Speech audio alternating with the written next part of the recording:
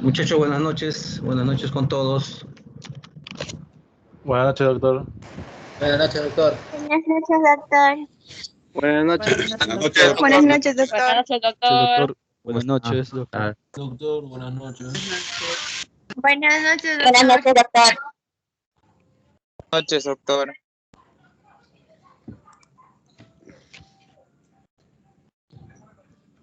Bien, ¿dónde hemos quedado en la última clase, muchachos? ¿Me ayudan, por favor?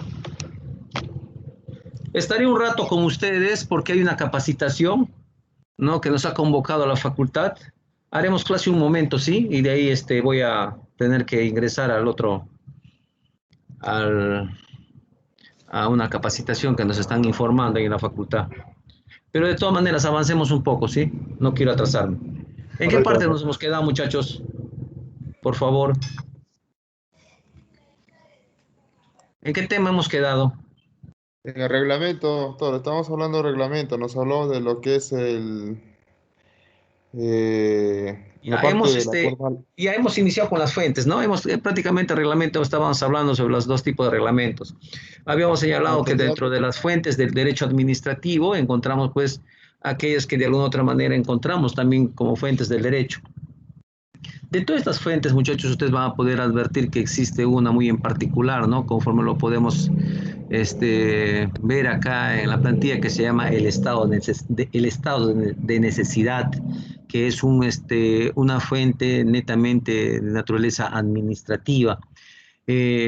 Luego, todos los demás lo encontramos como fuentes que son parte del derecho en general, como es la Constitución, la ley, reglamento, derecho comparado, ¿no? Tratados y convenios internacionales, doctrina, etcétera. Pero bien, habíamos señalado respecto a la Constitución, decíamos que todo nuestro ordenamiento jurídico legal se estructura sobre la base de la Constitución. En ella vamos a poder advertir, es decir, dentro de su estructura, la organización de poder o de los poderes del Estado, el ejercicio de sus funciones y también el ejercicio de los derechos de las personas. Dentro de las figuras de leyes tenemos dos figuras que son la ley formal y la ley material. La ley formal, que no tiene mayor trascendencia por cuanto no, lógicamente en el ordenamiento jurídico nacional no crea, modifica o extingue norma alguna. Así tenemos, por ejemplo, la autorización del viaje del presidente afuera del país, entre otros aspectos más. Conocidos también como las llamadas resoluciones legislativas. Pero lo que concierne a la ley material sí, es aquella que contiene una norma de derecho objetivo, que son las propias leyes ordinarias, son típicos actos legislativos, pues de ellas el poder legislador va a crear, va a modificar y va a extinguir normas. Existen otras figuras de leyes que lo encontramos en nuestra Constitución Política del Estado, ¿no? Pero tiene sus antecedentes en otras cartas constitucionales, como por ejemplo aquella que ha sido dada en el año de 1979, aquella que ha sido dada en el año de 1993, ¿no? O también algunas disposiciones legales que se dieron dentro de los llamados gobiernos de facto o los llamados gobiernos militares. Tenemos, por ejemplo, la figura de los decretos legislativos, que aparece con la Constitución de 1979. Estas figuras de leyes, por supuesto, en lo que concierne a los decretos legislativos y los decretos de urgencia, muchachos, son facultades excepcionales por parte del presidente de la República, es decir, por parte del Ejecutivo, quien tiene que solicitar autorización al Congreso de la República para efecto del otorgamiento de tales facultades. Y es una excepcionalidad que tiene dentro del contexto de todas las funciones que corresponden, pues, al Poder Ejecutivo, ¿no? Entonces, pero que también encontramos que el poder ejecutivo a través del presidente de la República pueden dar normas. Por supuesto que van a poder ser también materia de revisión por parte del Congreso de la República, va a ser materia de control por parte del Congreso de la República, pueden ser cuestionados por parte del Congreso de la República. Ahora, el otorgamiento de estas facultades es por un determinado tiempo, por un determinado plazo. No es que le dan en forma indeterminada, sino que el Congreso de la República, a petición del presidente de la República, mediante las facultades excepcionales, solicita que se le otorgue ¿no?, estas facultades para que pueda legislar. Y se dan a través de estas dos disposiciones legales, que viene a ser los decretos legislativos, que lo advertimos ya en la Constitución de 1979, y los llamados decretos de urgencia, que lo advertimos en la Carta de 1993, y en donde el presidente de la República va a dictar, por supuesto, medidas extraordinarias en materia económica y financiera, como la que se ha venido dando durante todo este periodo, ¿no?, de pandemia que hemos padecido todos nosotros, muchos familiares de ustedes, amigos de ustedes, ¿no? Y conforme se ha podido advertir la expedición por parte del Ejecutivo de diversas disposiciones normativas bajo este carácter, es decir, a través de los decretos de urgencia y los decretos legislativos. En cuanto a los decretos leyes, muchachos, volvemos a señalar, son normas con rango de ley también que han sido dadas en los gobiernos de facto, en los gobiernos militares, pero que de alguna otra manera, algunos de ellos todavía sí tienen vigencia en la actualidad y que por supuesto obedece a tres teorías sobre la validez de estas leyes dadas en los gobiernos militares. La primera, que está referida a la caducidad; la segunda, que está referida a la revisión; y la tercera, que está referida pues a la continuidad. De todas ellas, no, nuestro sistema jurídico nacional se remite a la figura o a la teoría de la continuidad, por supuesto. La de caducidad, que explica que una vez restaurado el orden constitucional, las normas dadas por los gobiernos de facto cesan, dejan de tener validez. Por la teoría de la revisión, es que señala que estas normas deben ser revisadas por el Congreso Constitucional una vez que éste es restaurado. Y por último, la de la continuidad, que indica que las normas dadas por los gobiernos de facto continúan teniendo validez una vez restaurado el gobierno constitucional. También encontramos dentro de la frente la figura de los reglamentos, o del reglamento, y decíamos que el reglamento es una actuación, una disposición dada pues por parte de la administración de naturaleza unilateral, que es de alcance general o colectivo, ¿no? Encontramos dentro de la estructura jerárquica normativa como aquella que ocupa el tercer lugar, ¿no? Primero la Constitución, después la ley y tercero el reglamento. Pero también se tiene que materialmente el reglamento es considerado una ley, ya que de su examen aparece una norma de derecho objetivo, de derecho ordinario. Pero formalmente el reglamento es un acto o conjunto de actos administrativos, pues de modo absoluto proviene del poder legislador. Y les explico. Cuando se dice materialmente el reglamento es considerado una ley, ¿por qué? Porque ustedes podrán advertir que dentro de la función legisladora que tiene el Congreso de la República es de dar leyes. El Congreso de la República, al dar una ley, quien va a reglamentar esa ley por expreso mandato constitucional va a ser el Poder Ejecutivo. ¿Ok? Por eso se dice, materialmente, el reglamento es considerado una ley, ya que de su examen aparece una norma de derecho objetivo.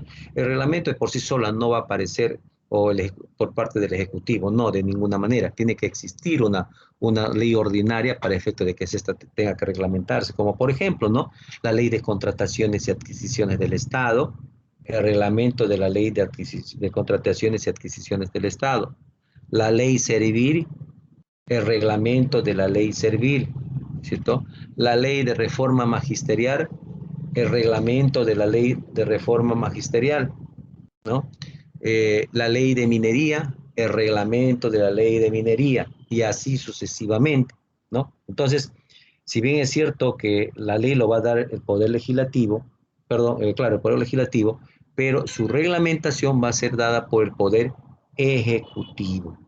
Ahora, en cuanto a formalmente es un acto o conjunto de actos administrativos, pues casi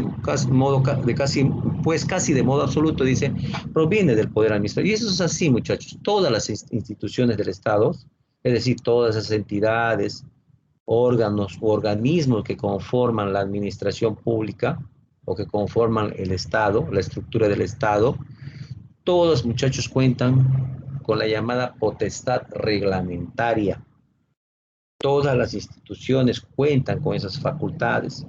Ustedes no revisen, por ejemplo, la Universidad Nacional de Ucayali, cuenta con un sinnúmero de reglamentos. La Municipalidad Provincial de Coronel Portillo de igual manera también cuenta con un sinnúmero de reglamentos. El gobierno regional también cuenta con un sinnúmero de reglamentos. Registros públicos, la Autoridad Nacional del Agua, COFOPRI, OCITEL, OCINERMIN, organismos autónomos, todos ellos, muchachos, de alguna otra manera, si revisan dentro de las disposiciones que regulan la actuación de dichas instituciones, van a encontrar ustedes reglamentos. Por eso, en el caso de la universidad, pongamos, encontramos que hay un reglamento de grados y títulos, ¿no? Que regula, por ejemplo, el procedimiento destinado a la obtención de un grado por parte de aquel estudiante que ha concluido, ¿no? sus estudios universitarios y que cuenta con los presupuestos para poder ostentar este grado académico. De la misma manera, también una vez obtenido el grado académico, él va a pretender titularse y por supuesto va a tener que cumplir con aquellos requisitos establecidos en dicho reglamento. La universidad cuenta también con un reglamento de CESIGRA, es decir, la regulación de la actuación de aquel estudiante que va a realizar sus prácticas preprofesionales al interior de determinadas instituciones públicas con las cuales a través del Ministerio de Justicia se guarda cierto convenio, ¿no? Como por ejemplo el Poder Judicial, el Ministerio Público, la Defensoría del Pueblo, la Procuraduría, etcétera, etcétera, etcétera.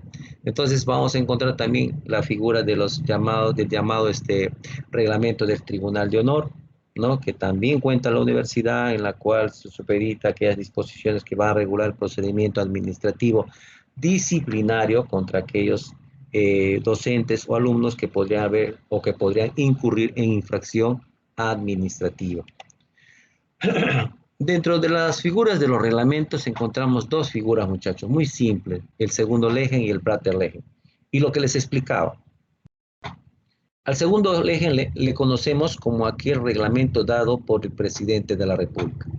Y volvemos a señalar, dada la ley por parte del legislativo, quien va a reglamentarlo es el Poder Ejecutivo a través del presidente de la República. Necesariamente tiene que haber una ley ordinaria, una ley dada por el Congreso de la República. Entonces, el Ejecutivo tendrá que emitir el reglamento correspondiente. A ese reglamento se denomina segundo legen, ¿ok? Aquel dado por el Poder Ejecutivo frente a la existencia de una norma ordinaria, norma que ha sido dada por el Poder Legislativo. El prater legen, muchachos, es aquel instrumento normativo en el que la administración debe de actuar creando la normatividad sobre determinadas actuaciones organizacionales, institucionales, para las cuales, por ejemplo, tiene que cumplir su finalidad la administración. Y dentro de ellas encontramos lo que estamos señalando. Todas las instituciones públicas, llámese gobierno regional, municipalidad, provincial, distrital, organismos públicos descentralizados, pongamos, como siempre señalamos, los registros públicos, la Autoridad Nacional del Agua, Superintendencia de Administración Tributaria, organismos reguladores, organismos especializados, organismos técnicos, etcétera, etcétera, etcétera. Todas las instituciones dentro del marco de la potestad reglamentaria van a poder expedir o emitir sus reglamentos, ¿ok? Y eso se da dentro de la llamada potestad reglamentaria. Ya, quiero ver si está la llave. Un momentito, muchachos. Ya, sí, cierra bien, por favor, ¿ya? Bien, la costumbre que ustedes ya conocen, que también constituye una fuente del derecho administrativo y la que estaríamos de alguna otra manera relacionando a nuestra disciplina jurídica, ¿no? Se refiere a los actos o procedimientos que los sujetos públicos de la administración han venido repitiendo año tras año y de alguna otra manera también en algún momento se convierten a veces en leyes. Tenemos también la jurisprudencia, acá vamos a hacer un alto porque encontramos jurisprudencia de naturaleza jurisdiccional, jurisprudencia de naturaleza administrativa y jurisprudencia de naturaleza constitucional. ¿Ok? Vuelvo a señalarles, dentro de las fuentes, dentro de la jurisprudencia como fuente del derecho administrativo, encontramos jurisprudencia jurisdiccional, jurisprudencia administrativa y jurisprudencia constitucional.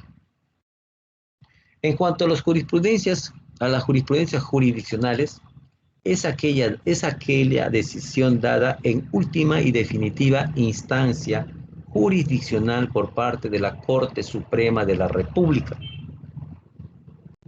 ¿Okay?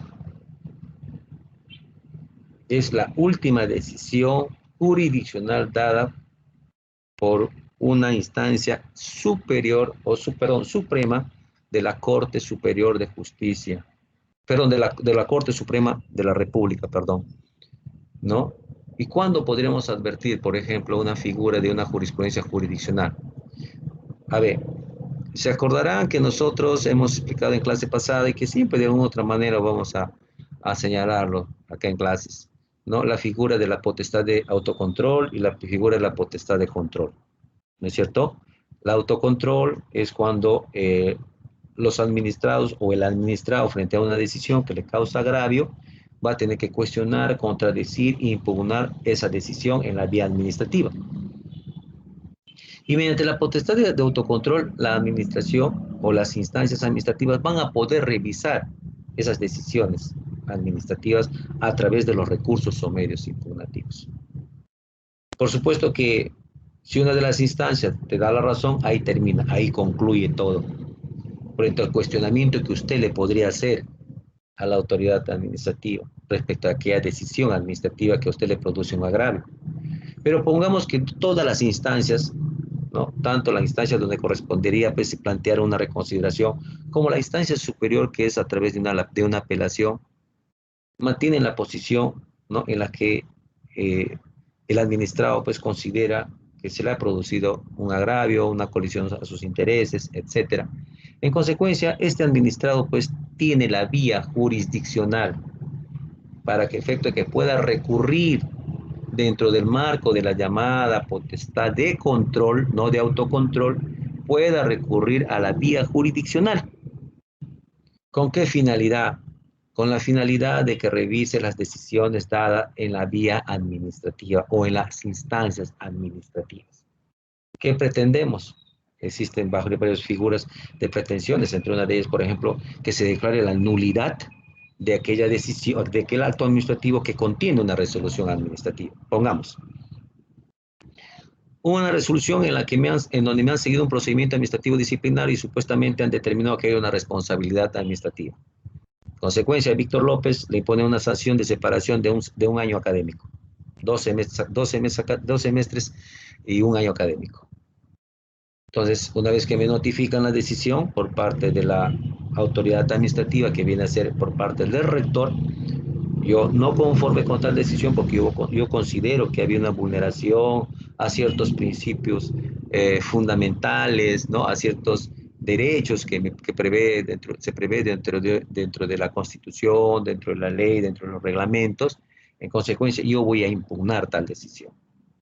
Entonces, una vez que puedo plantear una reconsideración, puedo plantear una apelación, ¿no? Entonces, pongamos que me voy en apelación. Entonces, quien va a revisar, pues, por supuesto, va a ser la autoridad, la instancia correspondiente, que podría ser el Consejo Universitario, ¿no?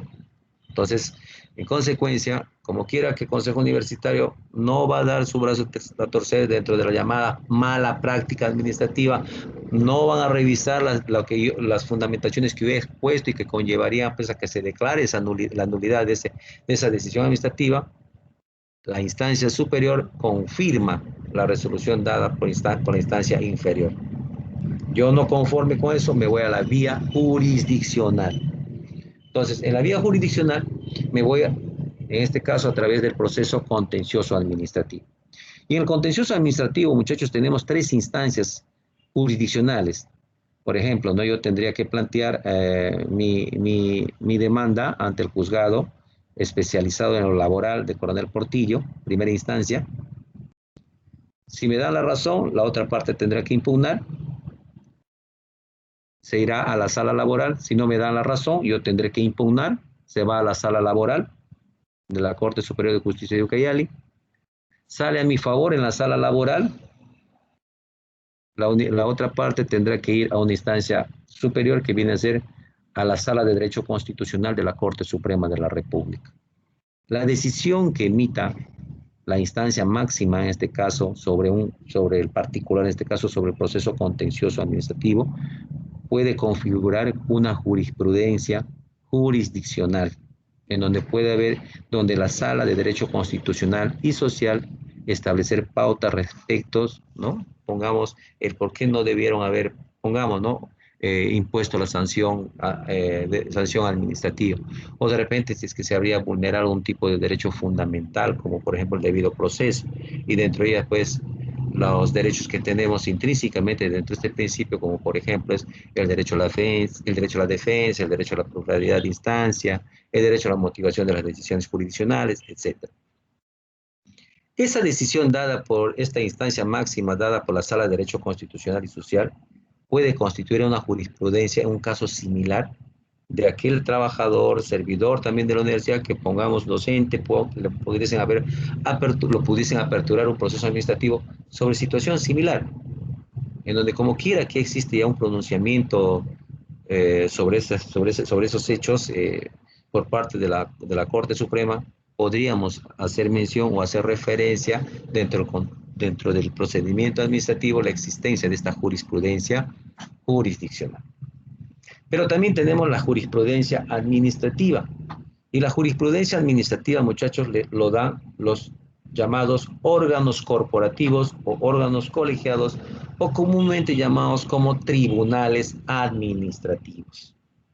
Dentro de los tribunales administrativos, por supuesto que sabemos muy bien que los tribunales son instancias superiores que emiten sus decisiones en última y definitiva instancia administrativa.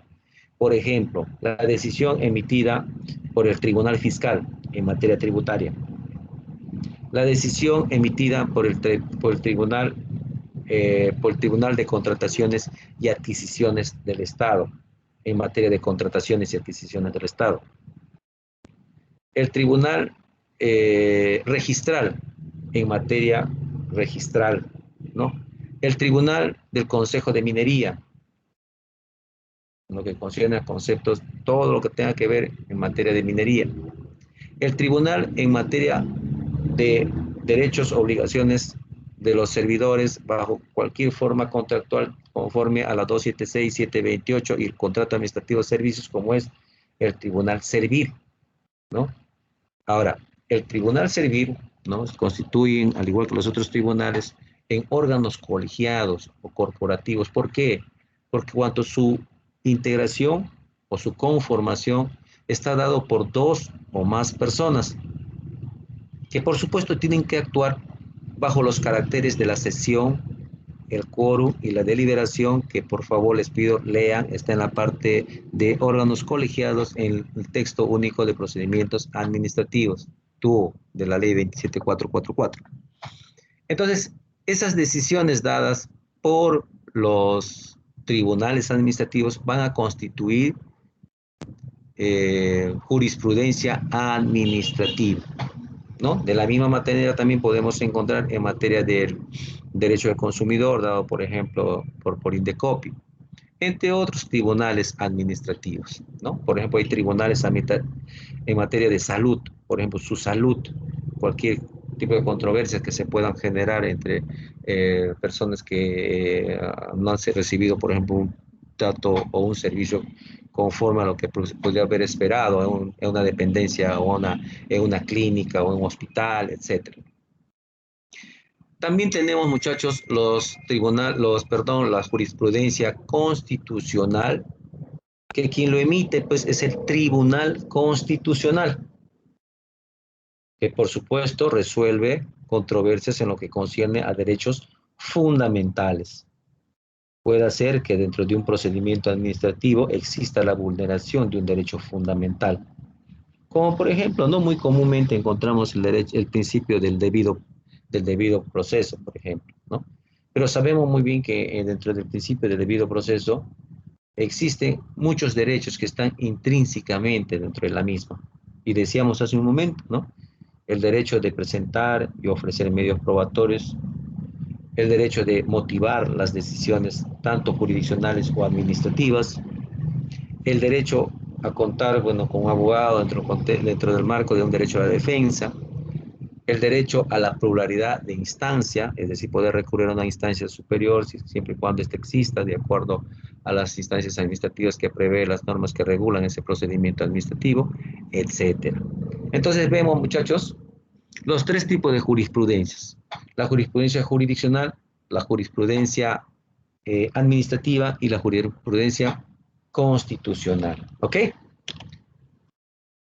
Bueno, la doctrina, que también ya conocen ustedes dentro de los frentes del derecho en general, ¿no? Sabemos muy bien que constituye la opinión jurídica de los llamados jurisconsultos, ¿no? Quienes son encargados de crear ciertos contextos. Un segundito, por favor.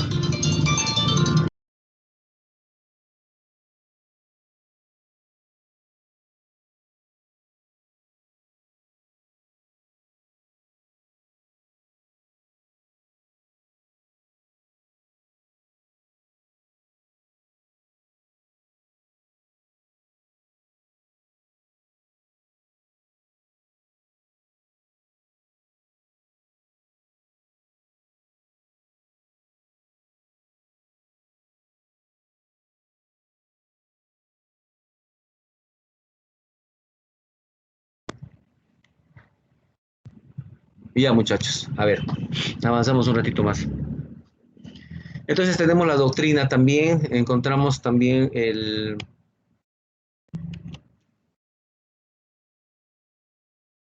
los principios generales del derecho como fuente del derecho administrativo, ¿no?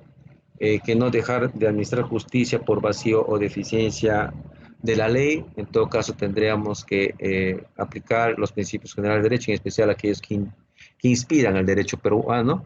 De la misma manera encontramos esta figura de estado de necesidad, muchachos. Miren, y acá nos vamos a detener un poquito porque explicamos esto y terminamos las clases porque tengo que ir a mi capacitación también. Miren, muchachos.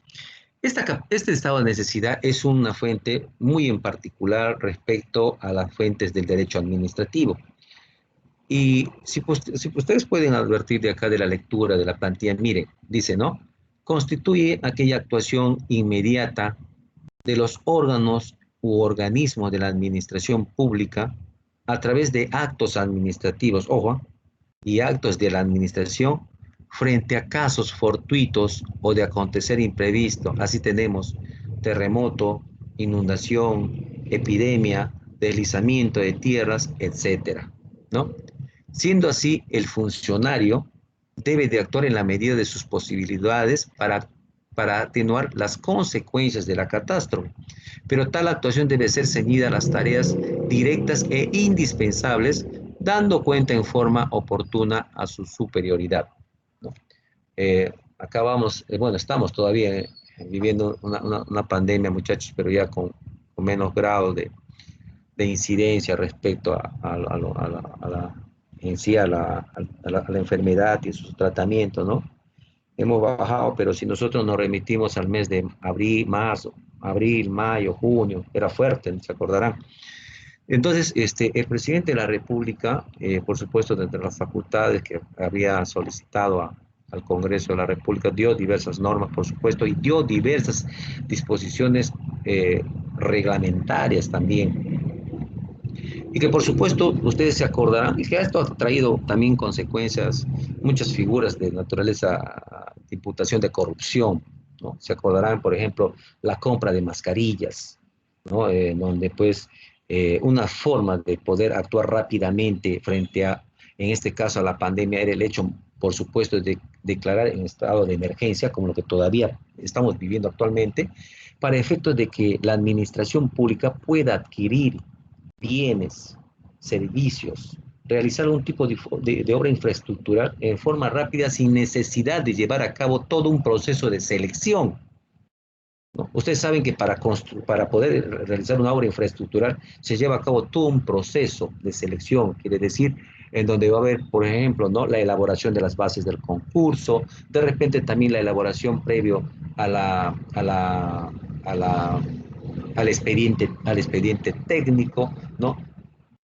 Elaborar las bases del concurso, hacer las observaciones a las bases del concurso, la integración de las bases del concurso, etcétera, llevar a cabo todo el proceso de selección, la conformación del comité especial, integrado por personas de la propia institución para llevar a cabo todo el proceso, adjudicar la buena prueba que te presente pues un buen expediente técnico y una buena propuesta económica, y para ello pues poder, luego de adjudicarlo, poder firmar el contrato administrativo a los 10 días, o sea, todo un procedimiento que hasta esa fecha, pongamos, muchas personas, de acuerdo al momento que estaban viviendo, no podrían haber tenido, pues, poder haber gozado de ciertas situaciones que de alguna otra manera el Estado tenía que hacerlo en forma rápida e inmediata. Entonces, el Estado ha tenido que sacar disposiciones reglamentarias, como volvemos a señalarlos, que de alguna otra manera estas sirven o que puedan servir más adelante para que en un caso similar que se pueda generar de repente con un acontecer ya menor, pueda de alguna otra manera pues el Estado poder actuar rápido e inmediatamente frente a esa situación o acontecer de imprevisión, ¿no? Entonces, acá, por ejemplo, les voy a hacer ver un momentito.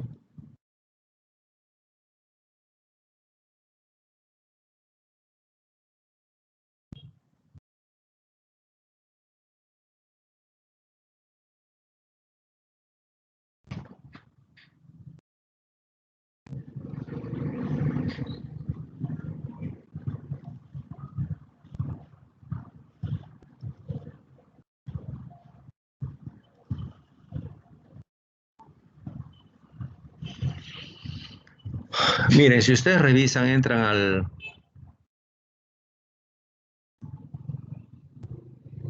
si ustedes revisan a la normatividad en materia de coronavirus, está solamente en el sector de salud, muchachos, en el presente año van a poder advertir un sinnúmero de resoluciones administrativas, resoluciones ministeriales, adquisición de equipos de protección personal, ¿no? Resolución ministerial 695-2020, MINSA. Van a poder encontrar también, por ejemplo, las medidas establecidas para el cuidado y prevención frente al COVID-19 en centros de adultos mayores, por ejemplo, ¿no? La adquisición de camas para hospitalización COVID-19, camas UCI COVID para pacientes sospechosos o confirmados, ¿no? También, por ejemplo, en la parte, bueno, ustedes verán, pues es un sinnúmero de disposiciones que ha estado dando solamente el sector de salud en materia de coronavirus, ¿no? Frente a la pandemia que hemos atravesado y que seguimos todavía en esa brecha. Comisión Multisectorial para la Protección de los Pueblos Indígenas y Originarios en materia de coronavirus, ¿no?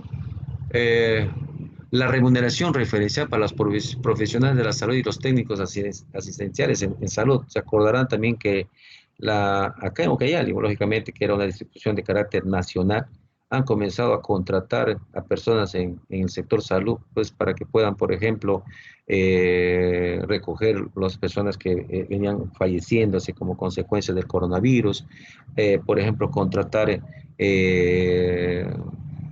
por ejemplo, vehículos para el transporte. Ahí hay una figura que está en investigación y que nuestro amigo Nelson sabrá que, por ejemplo, Salud ha adquirido como 10 motocar, creo, y paga 6.000 soles mensuales por cada motocar, cuando un motocar, pues, cuesta, pues, 6.000 soles, ¿no? Bueno, tendrá que investigarse. Va a ser materia de... Bueno, está en investigación. Está conmigo ese caso. Claro. Y ahí lo conocerás muy bien. Entonces... Conmigo Y eso no solamente en la región, muchachos, sino también a nivel nacional, con la misma Policía Nacional a través de los altos rangos de la policía, ¿no? Aérea, donde, pues, sí, claro, donde, por ejemplo... Hay 9 oficiales ya con prisión preventiva. Claro. Sí, pues, donde incluso adquirían, pues, el menú a 79 soles, ¿no? Para poder dar alimentación, y que, por supuesto, muchos compañeros, policías, de los mismos policías que ahora venían padeciendo en la no atención del aspecto sanitario en forma urgente, ¿no? Como debería de ser. Muchos policías han estado falleciendo. Pero bien, Ustedes, a eso vamos en la figura de lo que concierne, muchachos, a la existencia de la fuente denominado el estado de necesidad.